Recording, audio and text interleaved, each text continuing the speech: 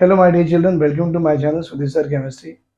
बेटा आज का जो टॉपिक है हमारा that is about the cleavage of bond या फिजन ऑफ बॉन्ड बोल सकते हो। बेटा ये हमारा क्लीवेज ऑफ बॉन्ड, या आप इसे और एक नाम से लिख सकते हो, it is also called as a bond fission. मतलब दो कोवेलेंट के बीच में जब ब्रेकिंग ऑफ बॉन्ड होती है तो ब्रेकिंग ऑफ बॉन्ड भी बोला गया, फिजन ऑफ बॉन्ड या बॉन्ड फिजन या क्लीवेज ऑफ बॉन्ड। अब ये क्लीवेज ऑफ बॉन्ड दो तरीके से होते हैं बेटा। एक होता है होमोलाइटिक फिजन या होमोलाइटिक क्लीवेज बोल सकते हो। एक होता है बेटा होमोलाइटिक फिजन और एक होता है कॉल्ड एज ए हेटेरोलाइटिक फिजन।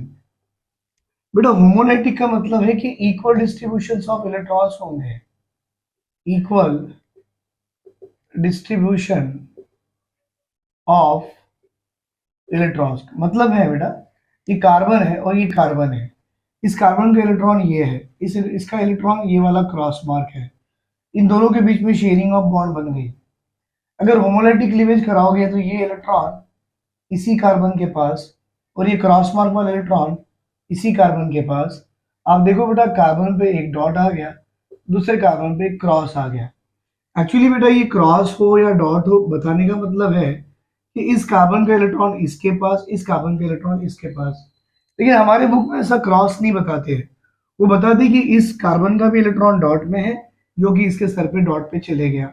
और ऐसे कार्बन डॉट जो बोलते हैं these are the reaction intermediate, और इनका नाम है बेटा कार्बन फ्री रेडिकल्स। तो हम ये बोल सकते हैं बेटा जब भी होमोलाइटिक फिजन होती है हमेशा कार्बन फ्री रेडिकल्स या हमेशा फ्री रेडिकल्स मिलते हैं। हेटेरोलाइटिक क्लीवेज या हेटेरोलाइटिक फिजन का मतलब है कि अनइक्वल डिस्ट्रीब्यूशन ऑफ इलेक्ट्रॉन। मतलब यहाँ पर जो बॉन्ड की ब्रेकिंग आप करा रहे हो वो इक्वल डिस्ट्रीब्यूशन ऑफ नहीं होगी बेटा। वो कैसा होगा? It is unequal distribution of of electrons होते हैं बेटा। अनइक्वल डिस्ट्रीब्यूशन ऑफ इलेक्ट्रॉन का मतलब है कि कार्बन और ये कार्बन के बीच में बॉन्डिंग बन गई है, देख सकते हो इन दोनों के बीच में बॉन्डिंग तो बन गई, लेकिन अनइक्वल डिस्ट्रीब्यूशन होने के कारण हो सकता है ये इलेक्ट्रॉन इस कार्बन के पास चले गए। तो बेटा इस कार्बन ने अपना इलेक्ट्रॉन लूज किया तो इसके सर पे पॉजिटिव आ गई, और ये कार्बन ने अपना इलेक्ट्रॉन रख के दूसरे को गेन किया। और हम जानते हैं बेटा गेन ऑफ इलेक्ट्रॉन से क्या आती है? कार्बन पे नेगेटिव आती है।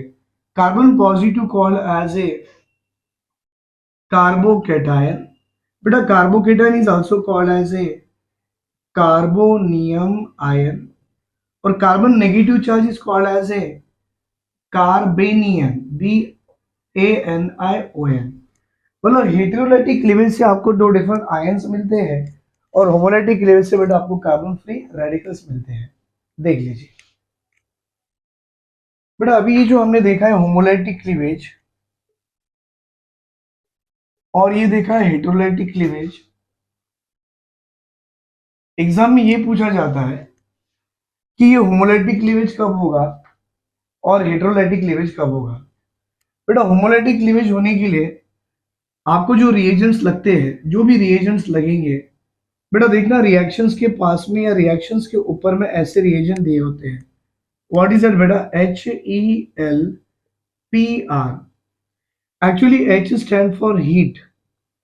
कोई रिएक्शन लिखा होता है और बता दे कि इसकी रिएक्शन ये वाली 600 डिग्री सेंटीग्रेड से ऊपर चल रहा है, तो किसी रिएक्शंस के ऊपर में एरो के ऊपर में अगर हीट दे दें 600 से 500 के बीच में है या उससे बढ़ के है तो समझ जाना कि वो रिएक्शन आपको फ्री रेडिकल देने वाला है।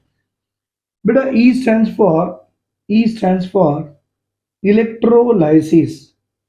आपको देखना कोई रिएक्शंस ऐसे होते हैं जहां पर मेंशन करता है कि कोलबी इलेक्ट्रोलाइसिस है, इलेक्ट्रोलाइसिस रिएक्शंस है। तो सारे इलेक्ट्रोलाइसिस रिएक्शन जो होते हैं वो फ्री रेडिकली फॉर्म करते हैं। बेटा L स्टैंड्स फॉर लाइट। मैं जिस लाइट की बात कर रहा हूँ वो सनलाइट है, और आप जानते हो बेटा हैलोजिनेशन ऑफ आल्केन वो सनलाइट के प्रेजेंस में होती है। तो halogenation of Alcaine will occur in presence of sunlight, मतलब वो रिएक्शन भी आपकी फ्री रेडिकल से ही चलती है। बेटा ये जो P दिख रहा है आपको, P स्टैंड्स फॉर पेरोक्साइड। जो भी रिएक्शंस पेरोक्साइड के प्रेजेंस में चलते हैं वो सारे रिएक्शन बेटा फ्री रेडिकल मैकेनिज्म से ही चलते हैं। और आर स्टैंड फॉर रेडिकल्स। कुछ रिएक्शंस रेडिकल्स के प्रेजेंस में भी चलते हैं, तो सारे रिएक्शन बेटा आपके फ्री रेडिकल ही देंगे। तो आपको पूछा जाएगा कि दिस फ्री रेडिकल रिएक्शंस कब और कैसे मिलते हैं। The reaction which occurs in presence of heat, that means temperature is 600 or above 600 or 500, that reaction will always give the free radicals. Reaction which will occur by electrolysis gives free radical. Reaction which take place in presence of light gives rise to free radical, and reaction which take place in presence of peroxide gives free radical, and reaction which take place in presence of a radical, in presence of a radical, that reaction also gives rise to what? Free radical mechanism. Formation of heterolytic cleavage will occur in presence of, but it will occurs in presence of polar solvent. In presence of polar solvent. अगर कोई reaction water की presence में चल रहा, अगर कोई reaction alcohol की presence में चल रहा, अगर कोई रिएक्शन एसिड की प्रेजेंस में चल रहा, अगर कोई रिएक्शन बेस की प्रेजेंस में चल रहा, तो इन रिएजेंट्स के प्रेजेंस में कोई रिएक्शन चलती है, वो हमेशा आपको टू डिफरेंट आयंस देंगे। एक देगा बेटा कार्बोकेटायन और एक देगा कार्बोनियन आयन। लेकिन जो reaction in presence of helper में चलती है, हेल्पर मतलब heat, electrolysis, light, peroxide, radical, वो रिएक्शन हमेशा आपको फ्री रेडिकल मैकेनिज्म या फ्री रेडिकल्स ही देते हैं। बेटा अभी हमने ये जो देखे क्लीवेज, आपको ये क्लीवेज से क्या दिखा है, ये कुछ रिएक्शंस ऐसी होती है जिससे आपको रेडिकल्स भी आते हैं, जिससे आपको C प्लस भी आता है, जिससे आपको C माइनस भी आते हैं। तो ये सब क्या है, what is is radical, carbocation, carbanion ion. बेटा ये सारे के सारे रिएक्शंस के इंटरमीडिएट है। मतलब अगर मैं कोई रिएक्शन लिखना चाहूँ तो रिएक्शंस को ऐसा लिखा जाता है बेटा कि हमारे रिएक्शन में एक रिएक्टेंट होता है जिसको हम बोलते हैं सबस्ट्रेट। बेटा दूसरा रिएक्टेंट होता है उसको हम बोलते हैं अटैकिंग रिएजेंट। उसको हम बोलते हैं अटैकिंग रिएजेंट, मतलब ये भी आपका रिएक्टेंट है और ये भी आपका रिएक्टेंट है, लेकिन ये जब इसमें अटैक कर रहा है वो अटैकिंग रिएजेंट, जिसपे अटैक कर रहा है वो सबस्ट्रेट। मतलब अटैकिंग रिएजेंट दो तरह के आते हैं, या तो एक E प्लस इलेक्ट्रोफाइल, या तो एक बेटा Nu माइनस न्यूक्लियोफाइल। अब जो अटैक करेगा तो आपको प्रोडक्ट देने से पहले आपको एक इंटरमीडिएट बना के देगा, उसको हम बोलते हैं रिएक्शन इंटरमीडिएट। बेटा ये रिएक्शन इंटरमीडिएट जो होता है वो एक अनस्टेबल होता है, राइट बेटा, अनस्टेबल होता है। और ये जो अनस्टेबल है ये या तो कार्बन फ्री रेडिकल हो सकता है, या तो कार्बोकेटायन हो सकता है, ये तो कार्बो एनियन हो सकता है, या तो कार्बीन होगा, नाइट्रीन होगा, बेंजाइन आएगा। और ये सारे रिएक्शन इंटरमीडिएट आपके अनस्टेबल है। फिर इनमें कुछ रीअरेंजमेंट होगी और लास्ट में फाइनल में आपको प्रोडक्ट मिलने वाला है। मतलब हम जो पढ़ रहे हैं बेटा ये पढ़ रहे हैं कि रिएक्टेंट होगा और प्रोडक्ट मिलेगा, लेकिन ऐसा नहीं होता। दो रिएक्टेंट में एक रिएक्टेंट किसी पे अटैक करता है, उस रिएक्टेंट को बोला जाता है अटैकिंग रिएजेंट। जिस पे अटैक करता है वो होता है सबस्ट्रेट। तो इन दोनों से आपको एक इंटरमीडिएट मिलता है जो कि अनस्टेबल है। ये तो इंटरमीडिएट है, या तो रेडिकल देगा, या कार्बोकेटायन देगा, या कार्बोनियन देगा, और इन इंटरमीडिएट में कुछ रीअरेंजमेंट करा के आपको फाइनल प्रोडक्ट आएगा। बेटा अब हम जो नया टॉपिक पढ़ने वाले वो है हमारा reaction intermediate, 3 type, carbocation, carbanion, carbon free radical. Possible है तो बेंजाइन, नाइट्राइन वो भी देख लेंगे, राइट। इसका स्क्रीनशॉट ले लो। बेटा अभी ये जो हमने देखा कि बॉन्ड फ्यूजन या क्लीवेज ऑफ बॉन्ड जो होता है, इसके बाद में जो सेकंड पार्ट है और वो है अपना रिएक्शन इंटरमीडिएट। क्योंकि आपने क्या देखा है बेटा, अगर किसी बॉन्ड की आप ब्रेकिंग करा लो या किसी बॉन्ड की आप अगर क्लीवेज करा लो, तो बॉन्ड ब्रेकिंग या बॉन्ड क्लीवेज से आपको क्या क्या आ सकता है। तो क्या क्या आ सकता है बेटा, हमने ये भी देखे कि या तो एक रेडिकल आ सकता, या तो किसी एटम के सर पे पॉजिटिव चार्ज आ सकती, या तो किसी एटम के सर पे क्या बेटा एक नेगेटिव चार्ज आ सकती है। पॉजिटिव चार्ज का मतलब कैटायन, नेगेटिव मतलब एनायन, डॉट का मतलब रेडिकल्स। और ये डिपेंड कर रहा है कि आप रिएक्शन किसकी प्रेजेंस में करा रहे हो। क्या आप किसी पोलर सॉल्वेंट के प्रेजेंस में करा रहे हो, क्या आप किसी HELPR ये पांचों में से किसी एक की प्रेजेंस में करा रहे हो, उसके हिसाब से आपको रिएक्शन इंटरमीडिएट आएगा। तो बेटा हमने देखे कि रिएक्शन इंटरमीडिएट कितने टाइप्स के हैं, तो आपको बताऊं मैं, रिएक्शन इंटरमीडिएट एक सी डॉट हो सकता है, रिएक्शन इंटरमीडिएट एक सी के सर पे पॉजिटिव हो सकता है, रिएक्शन इंटरमीडिएट सी के सर पे नेगेटिव भी हो सकता है। बेटा अगर किसी रिएक्शन में आप देखो कि कार्बन के सर पे डॉट आ जाए, then it must be called as an what, free radicals. इसको क्या बोलेंगे बेटा, these are called as a, these are called as a free radicals, right बेटा। ये जो सी डॉट आपको दिख रहा है, आई होप आप नहीं देख पा रहे, मैं फिर से बना रहा हूं। रिएक्शन इंटरमीडिएट एक सी डॉट हो सकता है, राइट बेटा, एक सी पॉजिटिव चार्ज हो सकता है और एक सी नेगेटिव चार्ज हो सकता है।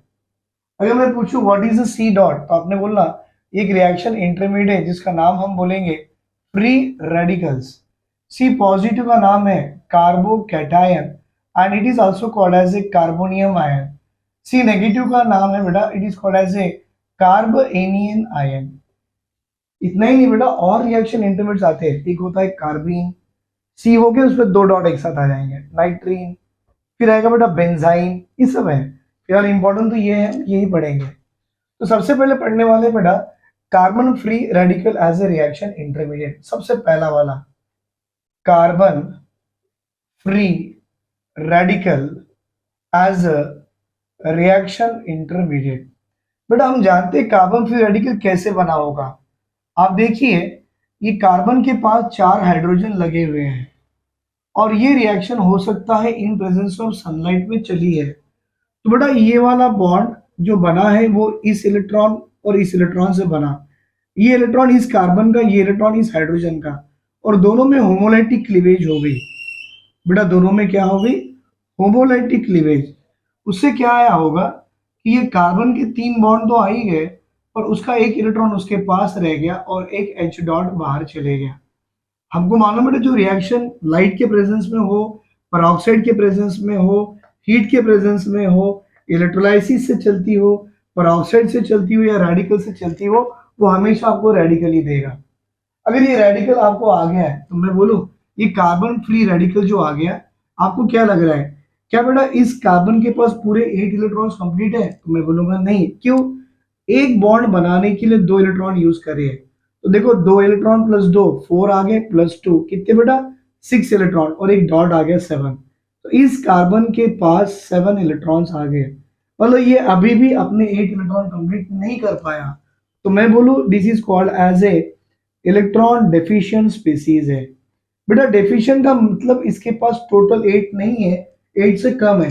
8 कंप्लीट करने के लिए इसकी टेंडेंसी बाहर से इलेक्ट्रॉन लेने की है, हेंस इलेक्ट्रॉन डेफिशिएंट स्पीसीज है। और सारे इलेक्ट्रॉन डेफिशिएंट कैसे बिहेव करते बेटा, they must behave as a electrophile. मतलब व्हाट इज इलेक्ट्रोफाइल किसी ने पूछा तो बोला ऐसी स्पीसीज जिसके पास लेस देन 8 इलेक्ट्रॉन हो और उसकी टेंडेंसी है कि बाहर से इलेक्ट्रॉन ले, तो ये अपना इलेक्ट्रोफाइल हो गया, इलेक्ट्रॉन डेफिशिएंट है, एंड हेंस सारे रेडिकल्स आपके इलेक्ट्रोफाइल बन गए। इतना ही नहीं बेटा, अब ये रेडिकल आने के बाद, इलेक्ट्रॉन डेफिशिएंट होने के बाद हमसे ये भी पूछा जाता इस कार्बन की हाइब्रिडेशंस क्या है। तो याद रखो बेटा इस कार्बन की हाइब्रिडेशन sp2 है। अगर आप हाइब्रिड ऑर्बिटल के टर्म में इसके स्ट्रक्चर बनाने जाओ तो ये ऐसे बनेगा। देखिए बेटा ये sp2 sp2 sp2, मतलब ये कार्बन जो है इसके देखो 3 sp2 हाइब्रिड ऑर्बिटल्स बन गए, लेकिन इसके पास एक फ्री प्योर p ऑर्बिटल होता है, इसको हम बोलेंगे p ऑर्बिटल, जो कि इस कार्बन का फ्री है, और उसके सर पे एक डॉट है, मतलब एक अनपेड इलेक्ट्रॉन है। मतलब उसके प्योर p ऑर्बिटल में एक अनपेड इलेक्ट्रॉन है, और ये जो प्योर p ऑर्बिटल आपको दिख रहा है ना बेटा, ये वाला, ये it is perpendicular to the hybrid orbital which are present in the plane. हम जानते हैं बेटा sp2 की ज्योमेट्री क्या होती है, ट्राइगोनल प्लेनर, मतलब तीनों के तीनों ऑर्बिटल एक ही प्लेन में है, लेकिन एक p ऑर्बिटल ऐसे लगा दिया ना तो it is exactly perpendicular to the sp2 hybrid orbital, right बेटा, it is exactly perpendicular to the sp2 hybrid orbital. तो हमने ये बोला है बेटा कि pure p orbital is perpendicular to the 3 sp2 hybrid orbital. अब आप देख सकते हो कार्बन की हाइब्रिडेशन sp2 है, जिसमें आपका जो अनपेड इलेक्ट्रॉन है एक pure p orbital of carbon में प्रेजेंट है, जो कि अनपेड है। और ये हमारे केमिस्ट्री में पढ़ाते भी है बेटा, जिसके पास अनपेड इलेक्ट्रॉन है, तो मैं बोलूं n क्या है, तो आप बोलना बेटा n is a number of unpaired electron होते हैं। N is the number of unpaired electron, और किसी के पास अनपेड इलेक्ट्रॉन आ जाए तो it will shows the paramagnetic behaviour. मतलब ये स्पेसिस कैसा है, पैरामैग्नेटिक है।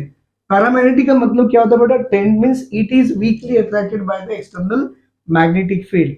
हम बोलेंगे this species are weakly attracted by by external magnetic field.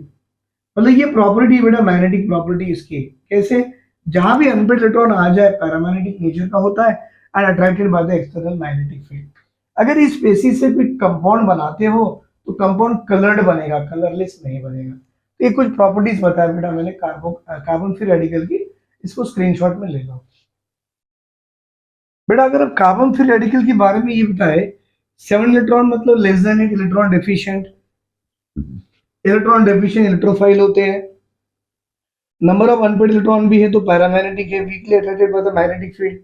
बेटा बताना चाहते हैं कि इसके पास 8 इलेक्ट्रॉन नहीं है, तो ये अपने आप में कैसा है, ये अपने आप में एक अनस्टेबल स्पीसीज है। और मैंने वैसे भी आपको बताया सारे रिएक्शन इंटरमीडिएट बेटा, सारे के सारे रिएक्शन इंटरमीडिएट अपने अनस्टेबल कंडीशन में होते हैं। मतलब ये दीज अनस्टेबल है तो they are highly reactive species. ये हाईली रिएक्टिव है क्योंकि अनस्टेबल रिएक्शन करके वो अपने आप स्टेबिलिटी में पहुंच जाएगा। अब इसमें पूछते हैं कि कार्बन फ्री रेडिकल में स्टेबिलिटी ऑर्डर क्या हो सकती है। तो देखिए बेटा stability order of carbon free radical is given as tertiary carbon free radical is more stable than secondary carbon free radical which is more stable than primary free radical। ये stability order है बेटा, and this stability order can be explained by hyperconjugation। बेटा it was explained by what, hyperconjugation। अभी hyperconjugation बेटा आपको electronic affect में पढ़ाया जाएगा, मैं वहां बता दूंगा। कि भी देखिए टर्शियरी कार्बन फ्री रेडिकल क्या होता है। ये कार्बन रेडिकल है जो कि ये 3 कार्बन से जुड़ गया है, और ये 3 कार्बन से जुड़ गया तो ये आपका टर्शियरी कार्बन फ्री रेडिकल है जो कि ज्यादा स्टेबल है than the secondary carbon free radical. मतलब कार्बन रेडिकल 2 कार्बन से जुड़ गया है, which is more stable, right बेटा, which is more stable than primary free radical, which is even more stable than methyl free radical। मतलब ये अपनी order of stability of carbon free radical से। तो बताते हैं बेटा जितनी ज्यादा डोनेटिंग ग्रुप हो, ये मिथाइल एक डोनेटिंग ग्रुप है और ये आपको हाइपर कंजुगेशन में पढ़ाया जाएगा, अभी नहीं, मैं आपको आगे पढ़ाऊंगा, बस अभी बता रहा हूं। जितने ज्यादा इलेक्ट्रॉन डोनेटिंग ग्रुप होंगे उतने आसानी से कार्बन फ्री रेडिकल स्टेबलाइज हो जाएगा। तो इसके पास 3 डोनेटिंग ग्रुप है बेटा, और इसके पास एक भी नहीं है, तो इसकी स्टेबिलिटी ज्यादा और इसकी stability come. This is about the stability order of the carbon free radical, right. But अभी जो सेकंड रिएक्शन इंटरमीडिएट है वो है अपना कार्बोकैटायन। अब ये कार्बोकैटायन क्या है, मतलब carbon atom bearing a positive charge over it is called as a carbocation. I repeat बेटा, carbon atom bearing a positive charge, right, carbon atom जिसपे पॉजिटिव चार्ज होगी उसको बोला गया है एज ए कार्बोकैटायन। तो ये आएगा बेटा आपका carbocation, carbon atom bearing positive charge called as a carbocation. अब इसके बारे में देखेंगे ये क्या है। बेटा हो सकता है कि ये कार्बन के पास 3 हाइड्रोजन तो आ गए और साथ में एक हैलोजन भी आ गया, और हम जानते हैं कि बेटा हैलोजन की इलेक्ट्रोनेगेटिविटी कार्बन से ज्यादा है, तो हैलोजन अपना इलेक्ट्रॉन तो रखेगा तो कार्बन के इलेक्ट्रॉन को अपनी तरफ खींच लेगा, और ऐसा करने से आप देख सकते हैं ये कार्बन के 3 हाइड्रोजन अपने जगह पे तो नहीं है, कार्बन ने एक इलेक्ट्रॉन लूज किया तो पॉजिटिव चार्ज आ गई, और हाइड्रोजन ने एक इलेक्ट्रॉन ले लिया तो एक नेगेटिव चार्ज आ गई। तो कार्बन के सर पे पॉजिटिव चार्ज का आना मतलब हो गया बेटा कार्बोकैटायन। क्या हो गया बेटा वो, कार्बोकैटायन। अब आपसे फिर पूछा जाएगा ये क्या है, तो रिएक्शन इंटरमीडिएट है, तो ये कैसे होता है, they all are the unstable. बेटा अनस्टेबल है मतलब ये कैसा होगा, they are the highly reactive species है, और आपको एक बात बताओ बेटा, ये भी इलेक्ट्रॉन डिफिशिएंट स्पीसीज ही है, क्योंकि देखो इस कार्बन के वैलेंस में कितने इलेक्ट्रॉन्स है, 6 वैलेंस इलेक्ट्रॉन्स है। कैसे मालूम बेटा, एक बॉन्ड के 2 इलेक्ट्रॉन्स आते हैं और आपके पास 3 बॉन्ड है, 3 बॉन्ड के 6 इलेक्ट्रॉन्स आ गए, और 6 इलेक्ट्रॉन और एक पॉजिटिव चार्ज, मतलब ऑलरेडी 6 इलेक्ट्रॉन्स है, इलेक्ट्रोफाइल है। इलेक्ट्रॉन डेफिशिएंट इलेक्ट्रोफाइल होता है, इलेक्ट्रॉन डेफिशिएंट कैसे हो गया, इलेक्ट्रोफाइल हो गया, और अनस्टेबल है तो हाईली रिएक्टिव भी आ गया। अगर आप इस कार्बन की बात करो बेटा हाइब्रिडाइजेशन की, ये भी sp2 में ही जाता है, मतलब इसके 3 sp2 हाइब्रिड ऑर्बिटल इस तरह से आएंगे, ये sp2 sp2 और sp2। इस कार्बन के 3 sp2 हाइब्रिड ऑर्बिटल अपने ही प्लेन में है, और बेटा एक जो पॉजिटिव चार्ज दिख रहा है वो उसके प्योर p ऑर्बिटल में है, जो कि ये प्योर p ऑर्बिटल जो भी होगा बेटा, it is always be perpendicular to the 3 hybrid orbital which are in the one plane। ये तीनों के तीनों हाइब्रिड ऑर्बिटल में है ना बेटा, तो तीनों ये जो अपना प्योर p ऑर्बिटल आपको दिख रहा है, it is perpendicular to the what बेटा, all the 3 sp2 hybrid orbital of carbocation is perpendicular to the pure p orbital, which is pure p orbital, and this p orbital is perpendicular to the 3 hybrid orbital of the carbocation। Right, screenshot ले लो। But अभी देखिए carbocation unstable, highly reactive, electron deficient, 6 valence electron और electrophile हो गया। और इसमें हमने देखे इसकी हाइब्रिडाइजेशन sp2 है, मतलब 3 sp2 हाइब्रिड ऑर्बिटल्स होंगे जो कि एक प्लेन में आएंगे, और प्योर p ऑर्बिटल उस तीनों sp2 हाइब्रिड ऑर्बिटल को क्या कर देगा, परपेंडिकुलर होगा। मतलब अगर मैं कार्बोकेटायन की शेप की बात करूं तो आप जानते हो जिसकी हाइब्रिडाइजेशन sp2 हो, shape of the molecule will be taken as a trigonal planar. Actually geometry होती है बेटा ट्राइगोनल प्लेनर, और मुझे शेप इसलिए बताना पड़ रहा है कि यहाँ पर लोन पेयर है ही नहीं भाई, जहाँ लोन पेयर नहीं होता शेप एंड ज्योमेट्री दोनों भी सेम हो जाती है। तो shape of this carbocation will be A trigonal planar, ये कार्बोकेटायन है। अब आपसे स्टेबिलिटी के बारे में पूछा जाएगा, बेटा जितने भी पॉजिटिव चार्ज आयंस होते हैं they are stabilised by the electron donating group. अगर कोई इलेक्ट्रॉन डोनेटिंग ग्रुप उसको लगा दो तो अपने इलेक्ट्रॉन दे दे के इसकी पॉजिटिव चार्ज, मतलब इसको जितने इलेक्ट्रॉन की जरूरत है वो पूरी कर देगा। वो सारे electron electron donating group they can stabilises carbocation. अब इलेक्ट्रॉन डोनेटिंग ग्रुप क्या हो सकता है, प्लस आई इंडक्टिव इफेक्ट बोलते हैं। अब बेटा ये positive inductive effect, negative inductive effect, positive resonance, positive mesomery, ये सारा पार्ट मैं आपको अभी इलेक्ट्रॉनिक इफेक्ट में पढ़ाऊंगा, बट अभी बताने के लिए है कि ये जो इलेक्ट्रॉन डोनेटिंग ग्रुप होते हैं, जैसे कि मैं बोलूं प्लस आई कौन दिखाता है, तो बेटा एग्जांपल ले लो, फिलहाल में एग्जांपल मिथाइल ग्रुप ले लो, प्लस आई है। अब मैं आपसे पूछूं स्टेबिलिटी ऑर्डर ऑफ कार्बोकेटायन क्या हो सकती है, बेटा मैं पूछ रहा हूं कि what is the stability order of carbocation. देखिए अगर मैं लिखूं कि स्टेबिलिटी ऑर्डर ऑफ कार्बोकेटायन की बात करूं बेटा, तो ये देखा गया है कि इस कार्बोकेटायन के पास 3 डोनेटिंग ग्रुप लगे हुए हैं। जितने ज्यादा इलेक्ट्रॉन डोनेटिंग ग्रुप होंगे उतना कार्बोकेटायन आसानी से स्टेबल हो जाएगा, और इस कार्बोकेटायन के पास 2 डोनेटिंग ग्रुप लगे हुए हैं, इसके पास बेटा एक ही डोनेटिंग ग्रुप लगा हुआ है, और बेटा इसकी बात करो तो एक भी डोनेटिंग ग्रुप नहीं लगा हुआ है, तो आप बोल सकते हो बेटा ये स्टेबिलिटी ऑर्डर ऑफ कार्बोकेटायन है।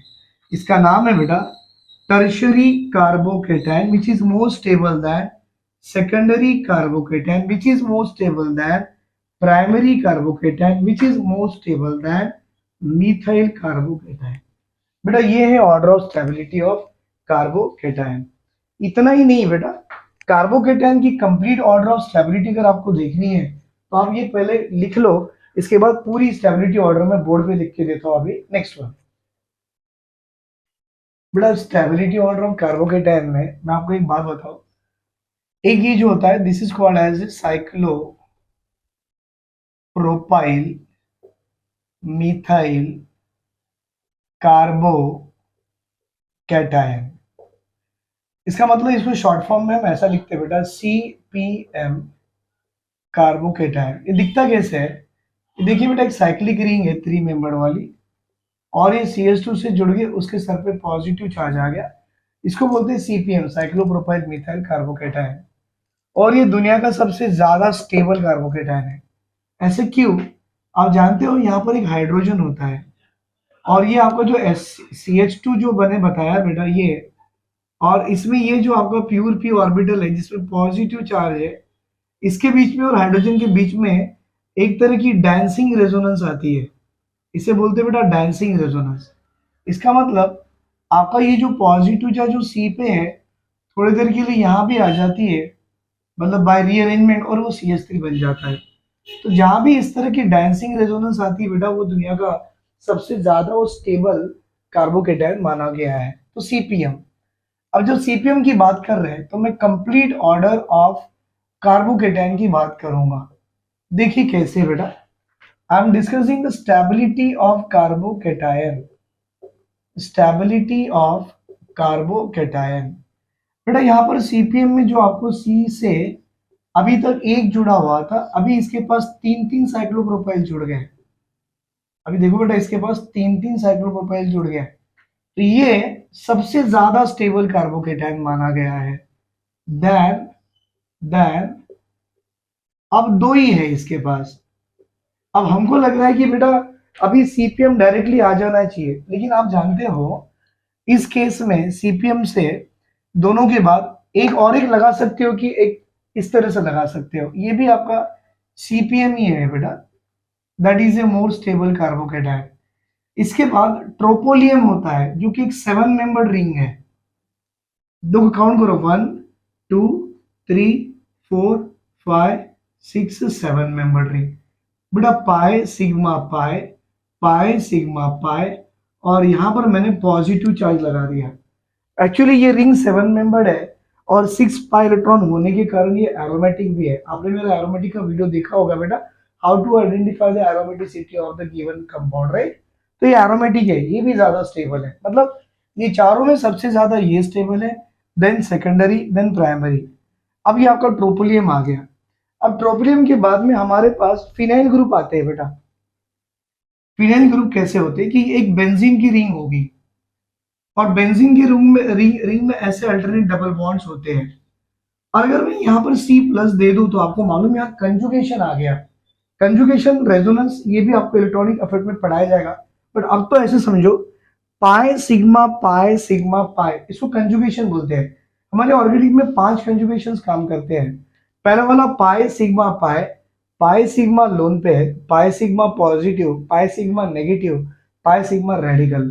देखिए बेटा यहाँ पर पाए सिग्मा पॉजिटिव कंजुगेशन है। अगर ऐसी कंजुगेशन इस कार्बोकेटायन को तीनों तरफ से मिल जाए, तीनों तरफ से पाए सिग्मा पाए, और यहां से भी एक बेंजीन रिंग हो बेटा जिसमें एक अल्टरनेट पाई बॉन्ड्स की कंजुगेशन आ जाए, तो बेटा इसे बोलते हैं ट्राइफिनाइल कार्बोकेटायन। और इसको मैंने लिखा तो ऐसे है, पर लिखते कैसे बेटा, ये बेंजीन रिंग जो होती है उसको लिखते हैं C6H5। कितनी बार आ गया? 3 बार आ गया कार्बोकेटायन। किसी किसी बुक में ये C6H5 को ऐसे भी लिखते हैं, what is a pH as a phenyl taken 3 time C positive है। मतलब ये टर्शरी कार्बोकेटायन है, लेकिन 3 फिनाइल रिंग से जुड़ा हुआ है। ये भी टर्शरी कार्बोकेटायन है, लेकिन 3 आपके साइक्लोप्रोपाइल रिंग से जुड़ा हुआ है। तो ये ऑर्डर ऑफ स्टेबिलिटी हो गई। अब इसके बाद हमको मालूम पड़ेगा व्हाट इज दैट टर्शरी के बाद क्या आएगा बेटा, सेकेंडरी आ सकता है। क्या आएगा? सेकेंडरी आ सकता है।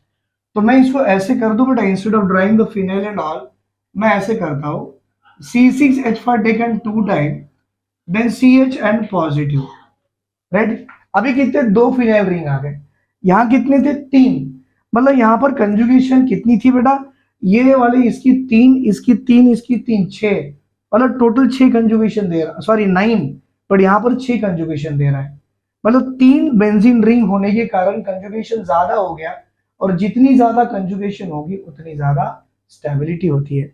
अब यहाँ देखिए बेटा, 2 रिंग की कंजुगेशन आ रही, मतलब इसकी कंपेयर में इसकी जो स्टेबिलिटी ऑफ दिस कार्बोकेटायन अगर देखेंगे इसकी, ये कम है, क्योंकि 2 ही फिनाइल रिंग है, 2 ही बेंजीन रिंग है। उसके बाद कोई भी क्या बोलेगा कि एक फिनाइल रिंग वाली की स्टेबिलिटी ज्यादा है, लेकिन मैं बोलूं वहां जगह नहीं है बेटा, आई विल राइट हियर और मैं आपसे बताऊंगा बेटा कि अब जो मेरा ये R लिख रहा हूं, it is called as a alkyl group, और इसमें आपका टर्शरी कार्बोकेटाइन जो अल्काइल ग्रुप के साथ में, इसकी स्टेबिलिटी ज्यादा है देन दी फिनाइल रिंग, मतलब ये जो आपका फिनाइल रिंग है ना, एक फिनाइल रिंग वाली, उसकी स्टेबिलिटी से। मतलब हम जानते हैं कि अगर 3 फिनाइल रिंग आ गए, स्टेबिलिटी ऑफ कार्बोकेटाइन बढ़ गया ड्यू टू कंजुगेशंस।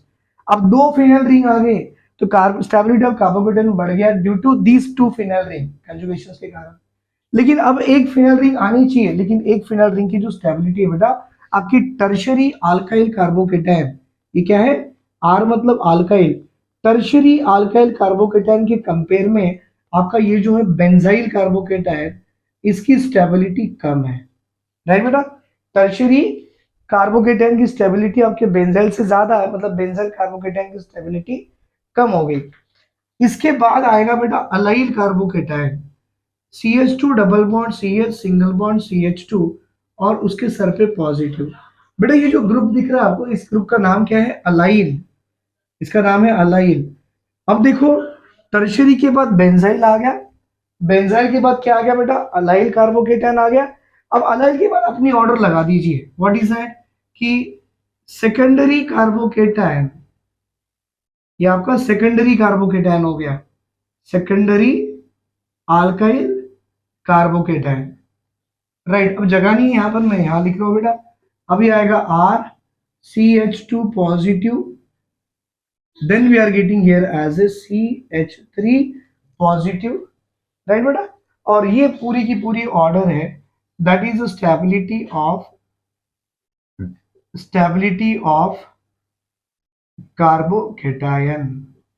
ये पूरी की पूरी ऑर्डर है बेटा, स्टेबिलिटी ऑफ क्या, कार्बोकेटाइन, राइट। समझ में आया। पूरे पूरे कॉम्पिटिटिव एग्जाम में स्टेबिलिटी ऑर्डर ऑफ कार्बोकेटाइन ही पूछते हैं, तो आपको इस तरह से याद रखना है। 3 प्रोपाइल ग्रुप कार्बोकेटाइन से जुड़ गया तो स्टेबिलिटी ज्यादा है देन दी 2 देन दी 1। बाद में ट्रोपोलियम आयन 7 मेंबर्ड रिंग जो कि एरोमेटिक भी है, फिर 3 बेंजीन रिंग, फिर 2 बेंजीन रिंग, फिर टर्शियरी अल्काइल, फिर benzyl, allyl, secondary alkyl, primary alkyl, methyl. It is a decreasing order of stability of carbocation.